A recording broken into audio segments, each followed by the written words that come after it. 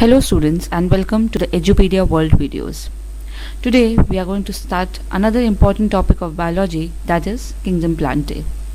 Now the entire living organisms as such can be divided into two kingdoms, that is Animalia and Plantae. And when we talk about kingdom Plantae, there are certain characters which we have already defined, and those will be common to each and every species which will be present in kingdom Plantae. Now some of the common and the most basic characters which the plants should have is that they are multicellular. Now see children, we have finished with kingdom Monera, Protista and Fungi.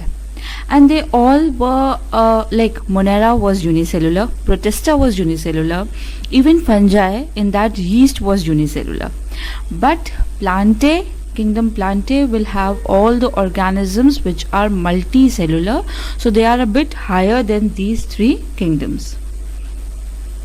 Then they are all photosynthetic. We already know that we define a thing as a plant if they have the capacity to synthesize their own food and they have the capacity to photosynthesize. So they are autotrophic in their mode of nutrition. They all contain a cell wall. Now why they contain a cell wall? That is to provide rigidity and to give the protection to the internal organs which are very delicate. Now see, if me or you, we feel cold, or if it's raining, we can hide ourselves. We can take shelter, we can wear woolen clothes.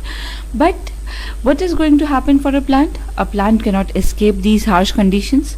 So what they are going to do? They are going to protect themselves with the cell wall. Now first we are going to go through the characteristics of kingdom Plantae. First is again multicellularity, that the plant body is made up of many cells. Secondly, they are eukaryotes. Now what is a eukaryote? That is, these cells, they have a predefined or well-defined nucleus. Then they have a cell wall, as we have already discussed, that the cell wall is made up of cellulose. They have a large central vacuole. Now this central vacuole, it is filled with the cell sap, and this cell sap is used for the storage of various things. Food reserve, again they have starch as a food reserve, so they can store the things. Now another important characteristics of a plant cell is that they contain different types of plastids. These plastids, they can be of three types: chromoplast, chloroplast and leucoplast. And the most important one is chloroplast, which is green in color and it helps in the process of photosynthesis. Next we have the nutrition. Now with the help of the chlorophyll, which we have already discussed in the chloroplast, the plants are able to perform photosynthesis, and the mode of nutrition is autotrophic. The next is growth. Now in the plants, the growth is generally indefinite due to the presence of the growing parts. Now the level of plant organization. Now see, when you look around you, you see many plants. Now when we try to define these plants or we try to organize these plants, we have the following classification which Eckler gave. He divided the entire kingdom Plantae into two subkingdoms. One is cryptogames and the other one is phanerogames. Now what is the meaning of cryptogames? Cryptos means hidden and gamos means marriage. Phanerogames, they have the visible, and gamos means again marriage. In the cryptogames, the plants are seedless, means they are lower plants, while in case of phanerogames, they have the seeds. While we talk about the vascular system, in the cryptogames we have both vascular and non-vascular plants, whereas in phanerogames we have only the vascular plants. The things which come under cryptogames, or the divisions which come under cryptogames, are Thallophyta, Bryophytes and Pteridophytes, whereas in case of phanerogames we have the Spermatophyta. Now this is the entire classification. See, the plants which do not have a differentiated body, that is, they do not have the leaves, flowers, stem, root, they come under the category of Thallophyta. Now, with the plants which have differentiated plant body, that is without the vascular tissues, they come under the category of Bryophytes. The plants with the vascular tissues, again they can be classified into two types. One which do not produce seeds, and those who do not produce seeds are Pteridophytes. Those which produce seeds come under the category of Phanerogames. Now, Phanerogames again can be classified as those plants which bear naked seeds are known as Gymnosperms, and those plants which do not bear naked seeds or they bear seeds inside the fruits, they are known as Angiosperms. These Angiosperms again are divided into two categories based upon the number of cotyledons or the seed leaves. Those which have two cotyledons are known as dicots, and those which have only one cotyledon is known as monocot. Now see children, this is the entire classification on basis of which you can write down the characteristics which are characteristic to a particular division. That was all about the classification of plants. Now, first let us start with Thallophyta. In this you are going to find all the algae. These are the simplest of all the kingdom Plantae. First means, see, let us look at the word thallos. Thallos means undifferentiated and phytons means plant. So what are the characteristics? First of all, they have a simple body, and the body design is so simple that it is known as a thallus, and it is not differentiated into stem, root, leaves, etc. The reproductive organs can be unicellular and non-jacketed. Here the embryo stage, that is the embryo which is formed, is absent, and even they do not have the vascular tissues. Now, in Thallophyta, commonly you find all the algae which have the following characters. Firstly, they have undifferentiated body. You can find the algae very commonly in the aquatic habitat, but it is not only aquatic, it can be terrestrial also. The examples are Spirogyra and Chara. In the algae you are going to find the following characteristics. First, the body is simple, as I have already told you. Coloration, three main groups are present. Basically they are of green color, red or brown color. Now red and brown are due to the presence of the accessory photosynthetic pigments, whereas the green color is because of the chlorophyll. Mucilage is present. The body is covered by mucilage. Now why this mucilage is present? To prevent the desiccation of algae, because they are mostly found in the marshy areas or in the aquatic habitat.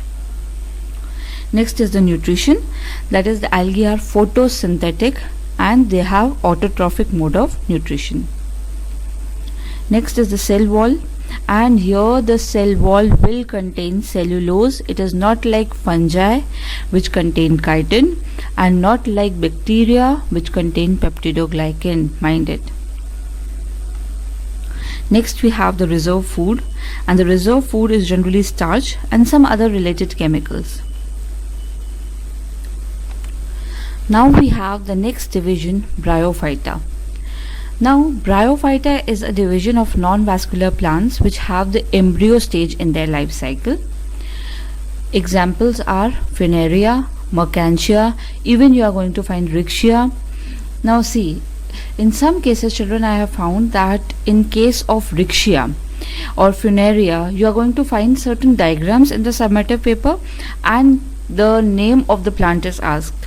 See, Rixia and Mercantia, they do not have a well differentiated body, whereas in case of Phaneria, this plant is generally asked, and you are going to find certain differentiation of roots, stem and leaves.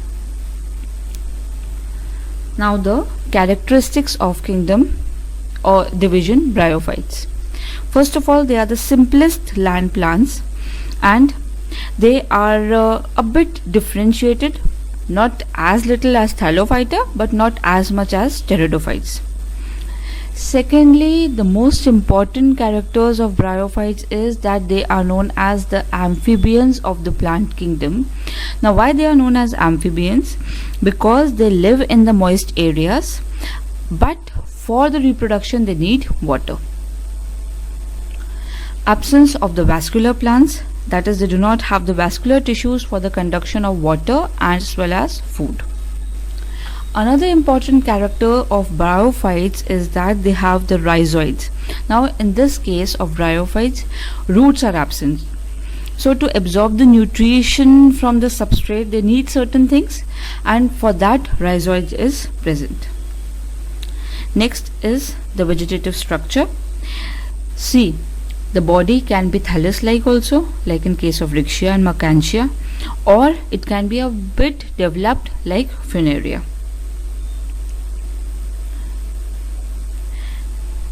Next are the sex organs. Now the sex organs are multicellular and jacketed, and male sex organ, it is known as Antheridia, while the female sex organ is known as Archegonia.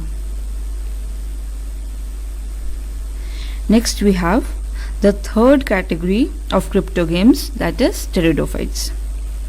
Now their word pteris means fern and phyton means plant, and commonly they are known as the vascular cryptogames.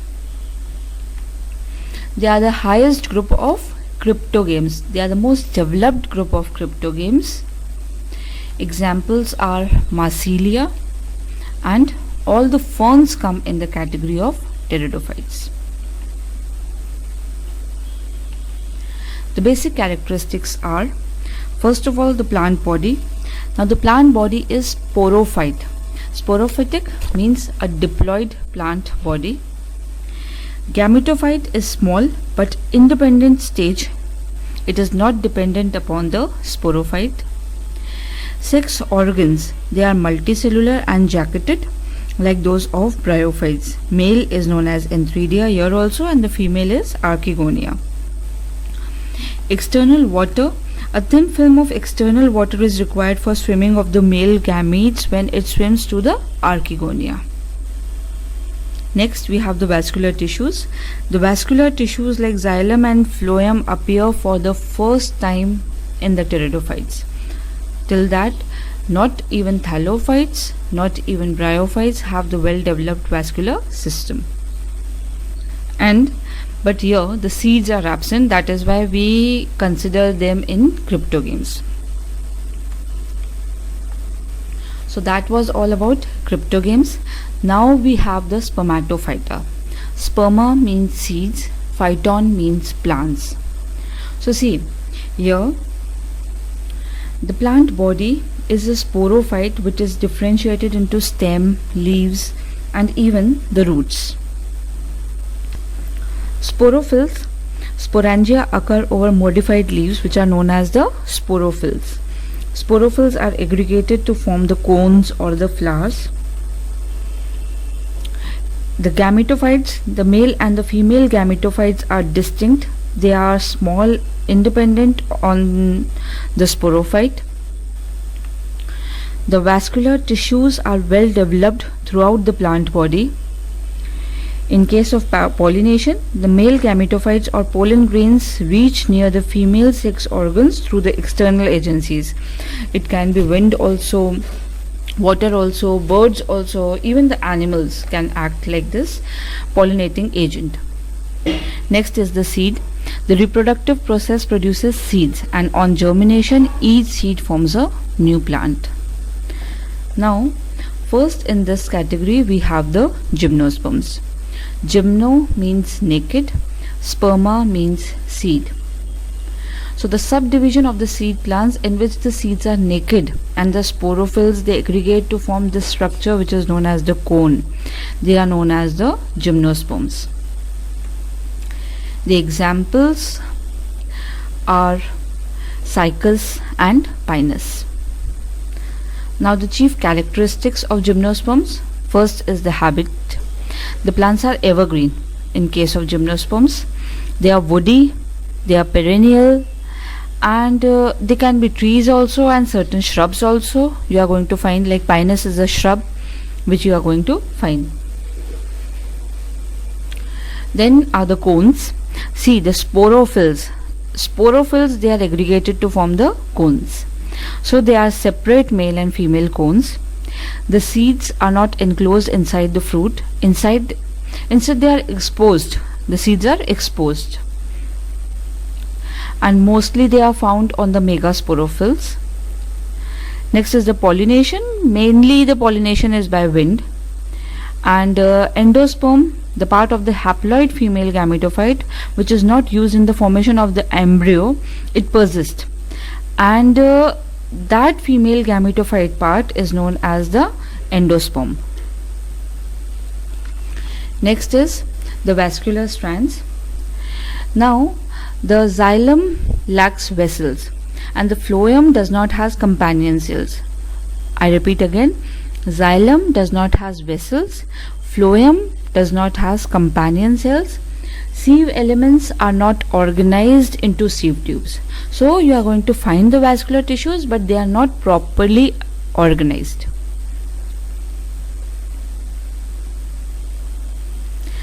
And the last we have the angiosperms. Now the word angion means covered, sperma means seed. So the members of angiosperms are also known as the flowering plants. The examples are Brassica campestris, that is, even in Hindi we call it sarson, and maize. The characteristics are as follows. First, the habit. The plants are deciduous, evergreen, annual, biennial, perennial, like a wide variety of plants you are going to find in that. There can be also herbs, shrubs, and even trees are found in angiosperms. The sporophylls are aggregated to form the flowers here. There they were forming the cones in gymnosperms. Now we have the flowers. Now these flowers can be unisexual if they have only the male or the female part, or they can be bisexual if they have both. Pollination, it can occur by wind, water, or animals. Endosperm is the food storing structure which is generally triploid, and that is a characteristic feature of angiosperms. And it is formed by the fusion of the triple nuclei which is present in the ovule of the angiosperms. Next are the vascular strands. Now these xylem possess vessels, phloem has companion cells as well as the sieve tubes.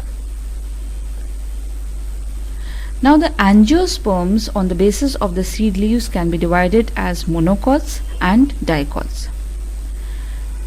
When we talk about the dicots, they are the following characteristics. These seeds, they produce two seed leaves, and the characters are, first of all, you are going to find this network like venation, and that is the characteristic feature of dicots.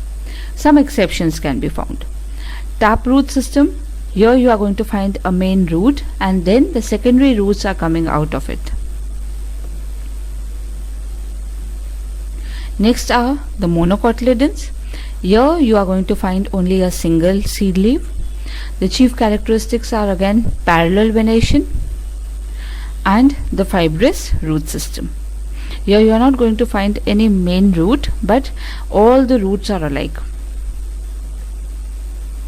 So that was all about kingdom Plantae. In the next class we are going to discuss about kingdom Animalia. Thank you.